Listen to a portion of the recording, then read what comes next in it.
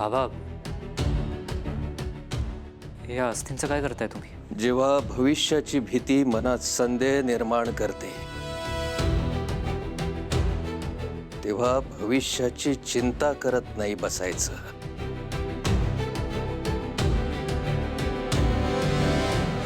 भविष्याला सामोरं जाण्याची तयारी सुरू करायची. जे आपण भविष्यात करायचं योजलं होतं त्याची तयारी आपण आजच सुरू करायची. पिंजरा. हो अंबिका, पिंजरा. बाबा. अंबिका, हं? तुम्ही अंबिका म्हणालात? अंबिका विधी विधी असतो तो एक. अंबिका विधी, पिंजरा तयार करण्याचा विधी. पिंजरा तयार करावा लागेल. पिंजरा. आता वेळ वाया दवडून चालायचं नाही. मंजिरीच्या अंताची तयारी आजपासूनच करावी लागेल आपल्याला.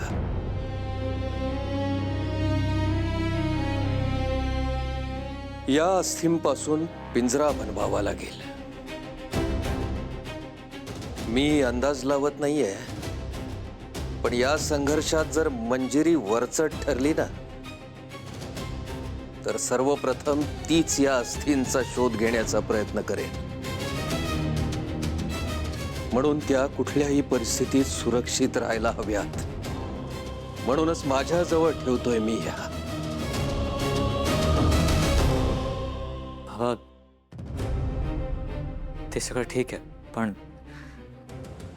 मीरा.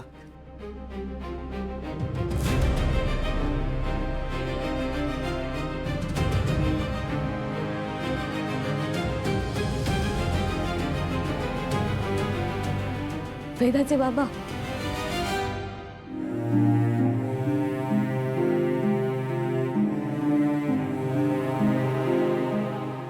मीरा,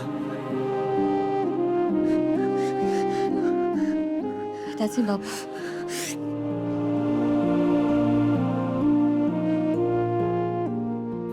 बाबा, मीरा.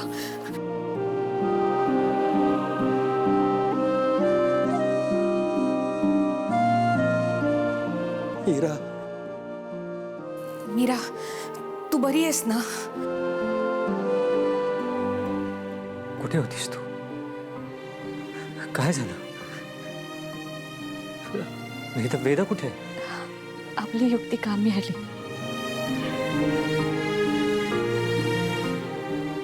वेदा सुखरूप आहे.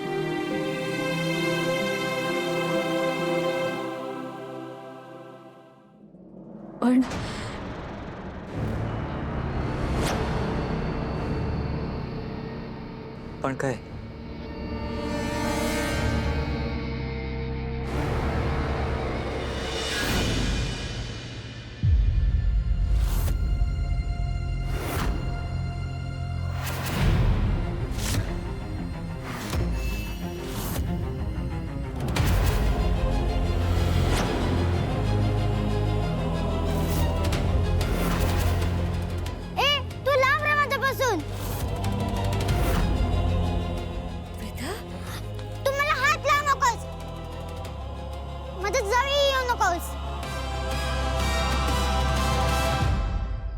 आजी. वेदा. आजी, घरी चल ना. आजी, आपण इथे कुठे आलोय? हिने मला इथे आणलं का? बरोबर, हिनेच मला इथे आणलं असणार. ही बाबाला सुद्धा असाच त्रास देत असणार. त्या दिवशी बाबाला रात्री उशिरा घेऊन आली होती. मला कळलंय ही बाबाला अशा जागी घेऊन येते आणि त्याला घाबरवते. आजी, तुला माहिती आहे का, म्हणून बाबा विचित्र वागत असणार. वेदा, हे बघ, असं काहीच नाहीये. तू माझ्याशी बोलू नको. आजी, तू चल. हो बाळा, जाऊया. मीरा, तू माझी अट मान्य केलीस म्हणून आज वेदा जिवंत आहे, म्हणून ती तुझ्या डोळ्यांसमोर उभी आहे. पण म्हणून ती तुझी झाली असा गैरसमज करून घेऊ नकोस हा. तिचं मन, तिचा विश्वास, तिचा श्वास अजूनही माझ्या ताब्यात आहे. जसजसा तुझ्या पोटातला गर्भ वाढत जाईल तस तसं तुमचं विखुरलेलं कुटुंब एकत्र येईल. वेदा आता तुझी मुलगी नाही, माझं अस्त्र आहे.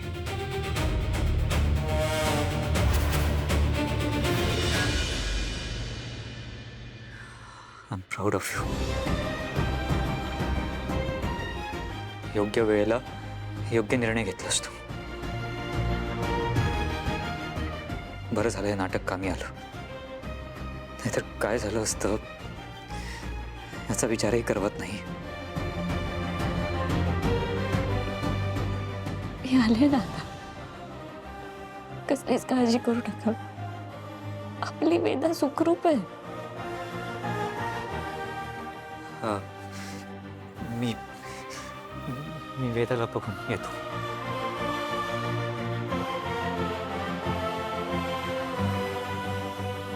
मीरा, वेदा बरी आहे ना? हो,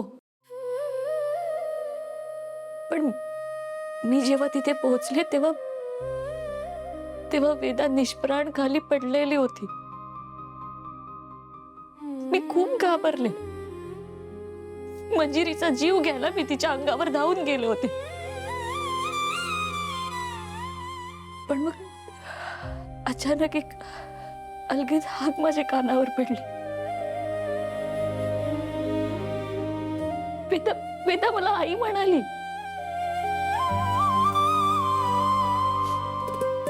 मी तिची हाक ऐकली आणि सगळं विसरून गेले.